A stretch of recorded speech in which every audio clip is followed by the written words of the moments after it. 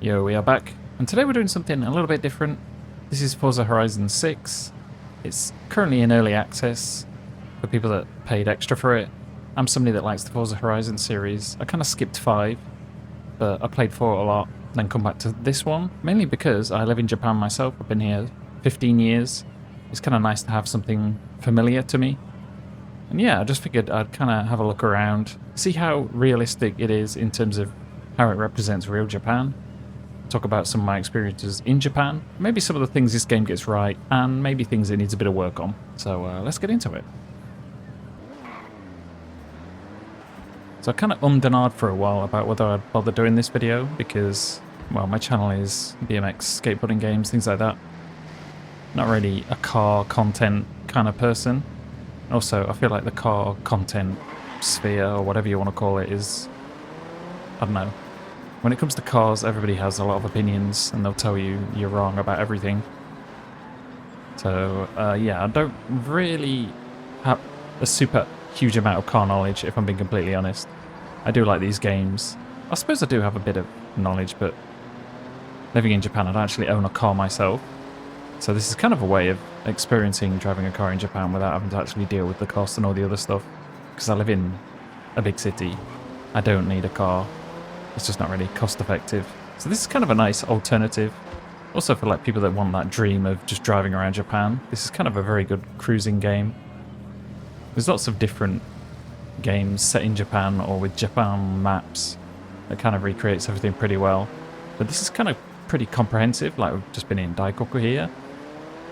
It's just nice to have kind of everything all in one place.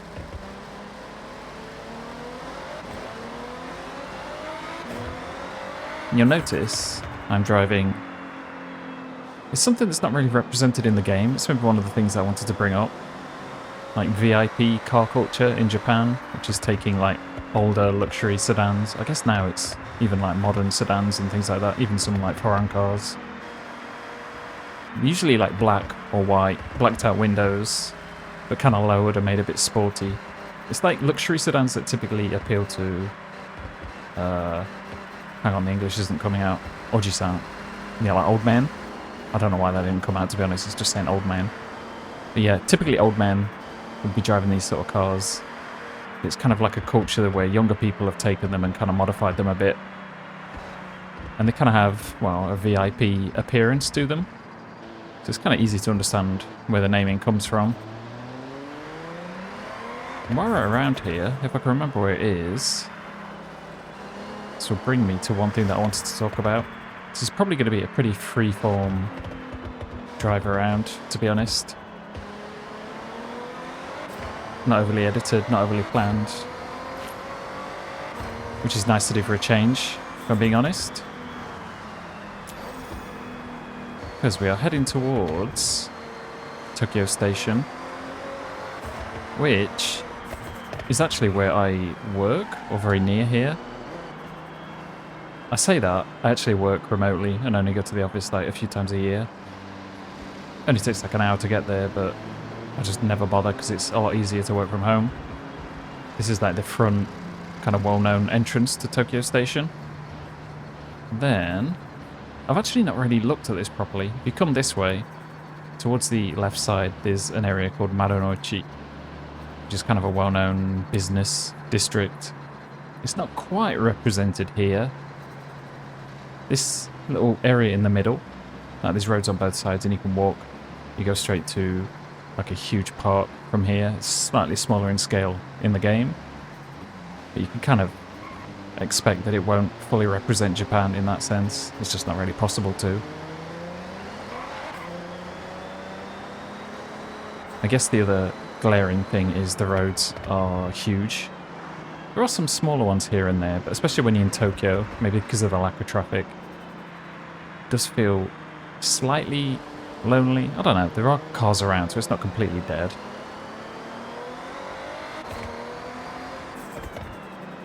I guess I'm keeping in the VIP style by not driving too insane. Sort of cruising, being menacing, I guess. Maybe it comes onto another thing. I guess if you played the Forza Horizon series before, you're kind of used to the whole festival theme of it. It's usually like a bunch of annoying, probably white, EDM, British and American people kind of going to a country and then smashing up everything in the scenery. Which is fair enough, like, it's a thing. But in terms of like representing the country fully, it'd be nice to have a bit more of a Japan-centric twist to it. Now, a lot of the representation, say like VIP culture and things like that, a lot of the smaller details that's kind of true to Japan is kind of lacking a little bit. It's mostly just... Well, I guess it makes sense, like the devs aren't Japanese. It's representing people going to Japan as a trip rather than Japan itself. If that makes sense, so it doesn't necessarily have to be represented, but at the same time, it feels like a bit of a waste because this is the place to show all of that crazy kind of car culture stuff off. Rather than just sort of like crazy events and like wacky random stuff. I don't know, it's just a bit of a... If you get away from all that like festival stuff and just drive around, it feels a bit more authentic. I think that's the same at most games. Anything that's set in a festival's kind of got a bit of a cringy, overly positive, weird twist to it.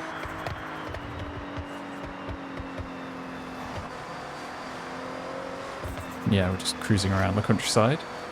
One thing, because Forza Horizon 4 was set in the UK, and I'm originally from the UK, I feel like it got a lot of the little details right. And I'm happy to say it feels the same here. Like, you get a vague feeling that you've been here before. Well, if you've lived here. Like, just, I don't know, it's really hard to explain like the fine details, but like the railings, like the guard barrier things, like the buildings. You can imagine these, like if you drive out of Tokyo a little bit, you see a lot of these huge things. It gets a lot of it right. And it's just going to be one of those games I think that I'll just put on, get in a car that I want to drive in and just sort of chill. Maybe put some music on, listen to a podcast or something like that. It does a lot of that stuff really well, I think.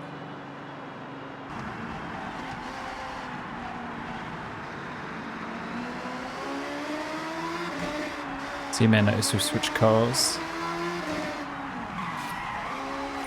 From the get-go, for anybody that does know Japanese, the person that did the layout or the design for this car, it's actually very similar to a Kaido style. You know those cars that look a bit like this, but they have like massive exhaust pipes that stick into the air.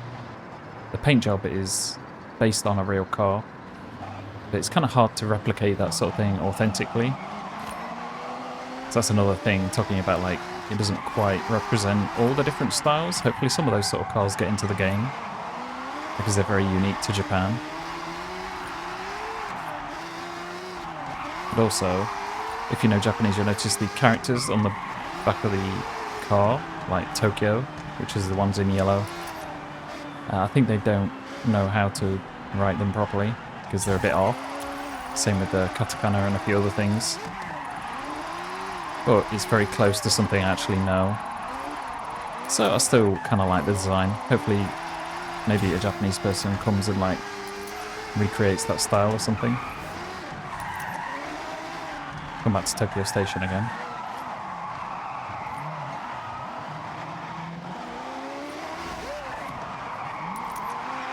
I do like to drift a lot in these sort of games. It'll probably get a bit painful to listen to, so I'll probably adjust the audio. Save. As you can see, like, the representation of Tokyo, obviously the scale is like ridiculously small. There's no way you could recreate the whole thing because it'd be like 100 times the size. It even spans, basically the urban sprawl spans through to like Chiba, Yokohama, which is where I live. It's just one solid mass. If you ever go to the Sky Tree and look from there, it's basically just concrete city to the horizon, more or less. You can see that mountains and things in the distance. I didn't even realise it's a skill song. I'm just sort of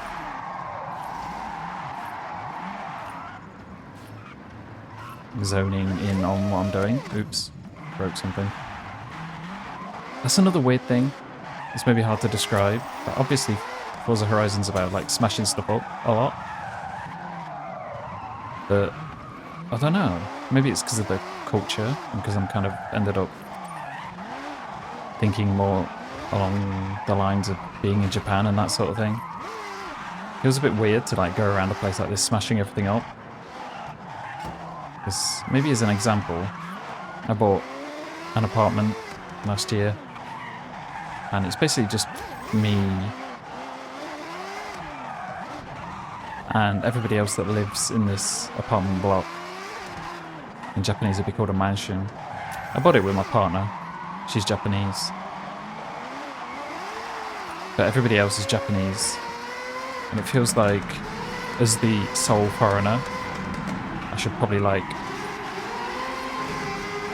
show other people that I actually fit in.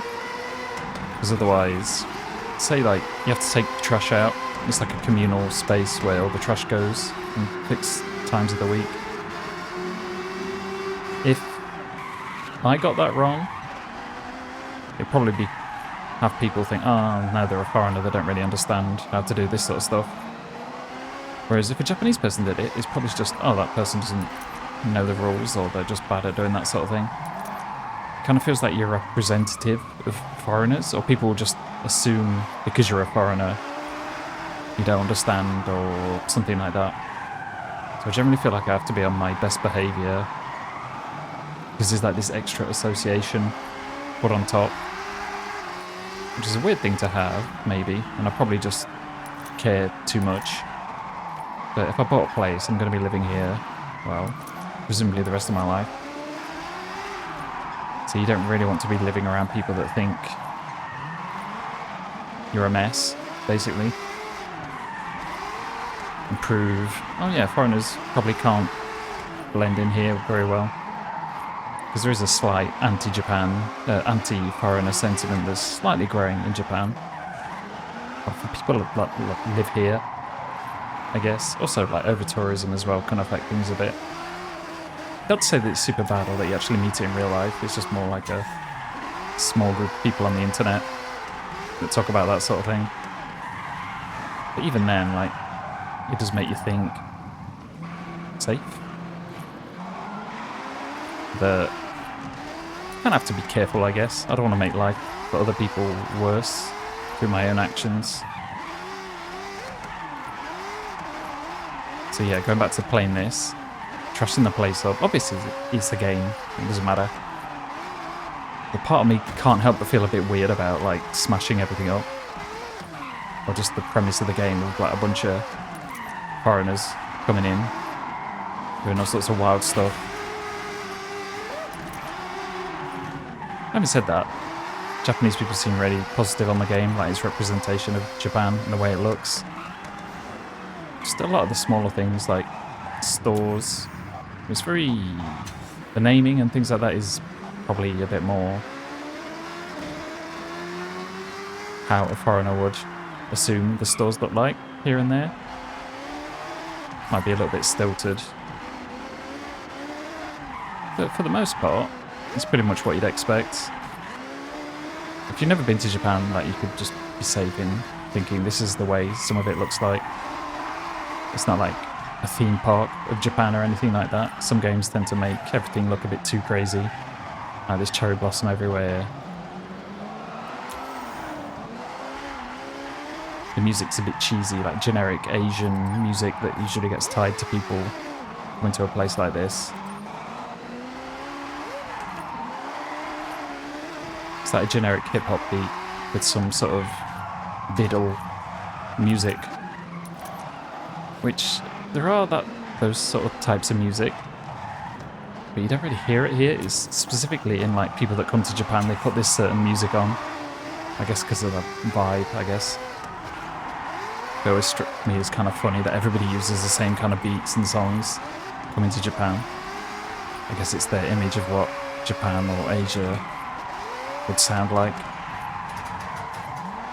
Oh god. See, I'm ruining the country.